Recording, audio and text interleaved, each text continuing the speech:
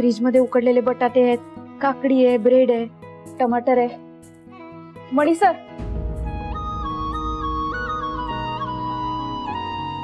मणी सर, मणी सर, मणी सर.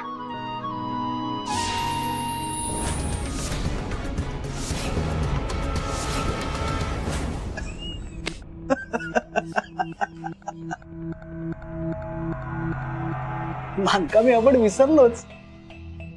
एखाद्या चोरावर चोरीचा आळ आल्यानंतर त्याच्यावर आणखी एक चोरीचा आळ टाकायचा असेल तर त्या चोराला आणखी एक चोरी करावी लागतेच नाही. मानकामी आपण विसरलोच. हुशार आहेस तू.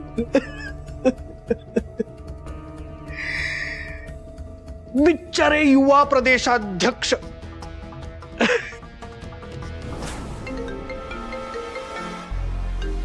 अरे यार, कोण करते सकाळी सकाळी फोन? झोपू द्या यार.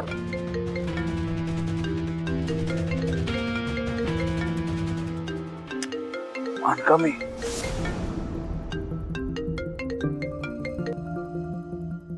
हॅलो मानकामी, आता का फोन केलात तुम्ही?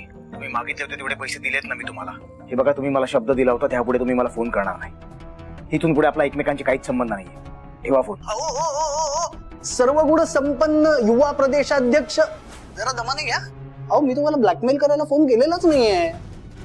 तुम्ही आपलं माझं ऐकून न घेताच सुरू झालात. हे बघा, राजकारणात एक चांगला स्पीकर असण्याबरोबर एक चांगला लिसनरही असणं गरजेचं आहे. ही आपली माझ्याकडून तुम्हाला एक फुकट टिप. बरं, आता कामाचं बोलूया का? बोला, काय काम आहे? हा, तर काम ना खूप सोपं आहे. मला एक सांगा, तुमच्या फॅक्टरीमध्ये जो ऍक्सिडेंट झाला त्यामागे खरंच मणी आहे का हो? नाही म्हणजे सरपोतदारांच्या एवढ्या मोठ्या साम्राज्यात मणीला एवढा मोठा निर्णय घेण्याची मुभा आहे, ते सुद्धा दस्तूर खुद्द सरपोतदारांच्या परवानगी शिवाय? हे तुम्ही मला का विचारताय? मणीला विचारा ना. मला का त्रास येत आहे? ठेवतोय मी फोन. ऐका ऐका युवा प्रदेशाध्यक्ष, जरा थांबा. हे बघा, काहीतरी गडबड आहे की नाही. माझ्यातला पत्रकार त्याच्या इतक्या वर्षांचा अनुभव एकत्र करून मला हे सांगतोय की हे प्रकरण जसं दिसतं तसं नाहीये. हे बघा, ही फॅक्टरी आहे सरपोतदारांच्या नावावर. या फॅक्टरीमधून त्यांच्या परवानगीशिवाय कोणीही किंवा कुठलीही वस्तू आत जाऊ शकत नाही किंवा बाहेरही येऊ शकत नाही. बरं, त्या फॅक्टरीचा बॉस तू, त्यामुळे तुझ्या परवानगीशिवाय काहीही होऊ शकत नाही. असं असताना सुद्धा या फॅक्टरीमध्ये झालेल्या ऍक्सिडेंट बद्दल पोलीस मणीला अटक करतात. हे तुम्हाला थोडंसं विचित्र नाही का वाटत युवा प्रदेशाध्यक्ष? हे बघा मानकामी, तुम्ही हे जे काय बोलताय ना ते मला काही कळत नाहीये. आणि पोलिसांना पुरावे सापडले असतील. आणि सगळ्यात महत्वाची गोष्ट म्हणजे मणीने स्वतः कन्फेस केलाय त्याचा गुन्हा पोलिसांसमोर. ओके, असेल ना, पण कसं आहे, कन्फेस केलेल्या गुन्ह्याबद्दल सुद्धा कोर्टात पुरावा द्यावा लागतो. तो जर का दिला नाही तर कोर्ट आरोपीला सोडून देतं. बरं, ते जाऊ दे. तुम्हाला ऍक्च्युली एक गुड न्यूज द्यायची होती. खरं तर या प्रकरणामागचं सत्य मला माझ्या सोर्सेस कडून कळलं.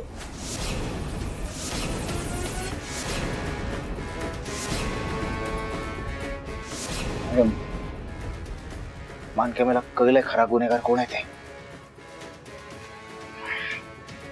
मानकामीला जर कळलं असेल तर मला अरेस्ट होणार.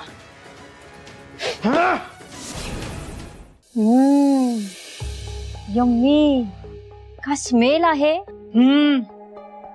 I can't resist.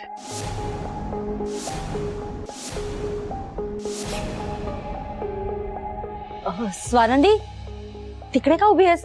ये ये, सगळ्यांना दे.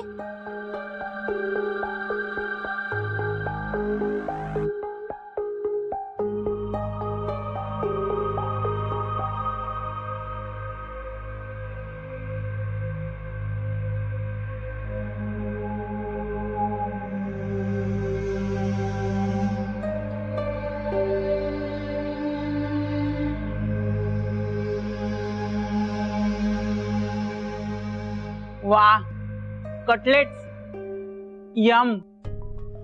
मस्त बनवलेत ग. मी येते. स्वानंदी, तिकडे जाऊन डायनिंग टेबलावर जा जा.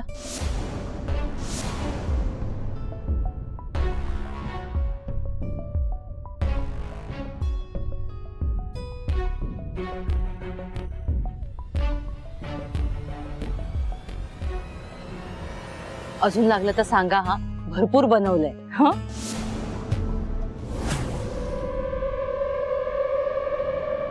ऐक ना ग, अगं ही ती तो अनाथ मणी, त्याची ही प्रेग्नेंट बायको स्वानंदी तर नाही ना? हो हो, हीच आहे ती, हीच. शालू, अगं तो मणी म्हणजे तुझ्या फॅक्टरीमध्ये मध्यंतरी काहीतरी फ्रॉड झालेला आणि मग त्यात एक माणूस गेला तेव्हा त्याला अरेस्ट झाली होती, तोच ना? करेक्ट, तोच मणी, त्याचीच बायको ही स्वानंदी. या कमिशनर साहेब या, बसा.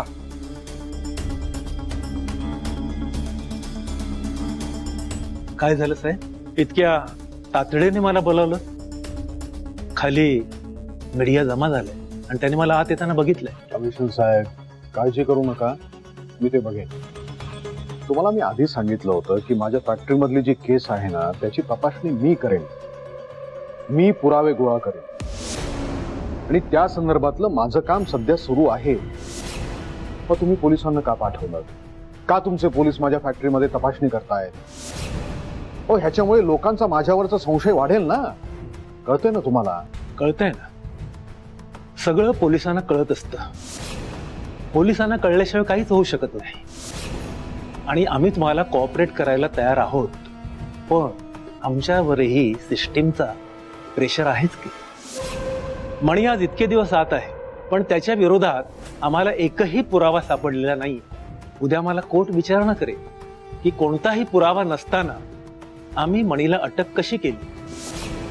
आणि जर मणी गुन्हेगार नसेल तर खरा गुन्हेगार आम्हाला शोधायला नको का?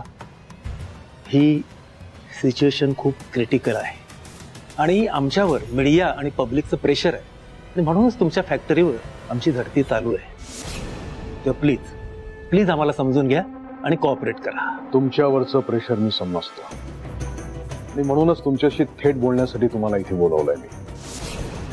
माझी ही पोझिशन समजून घ्या, इन्व्हेस्टिगेशन थांबवा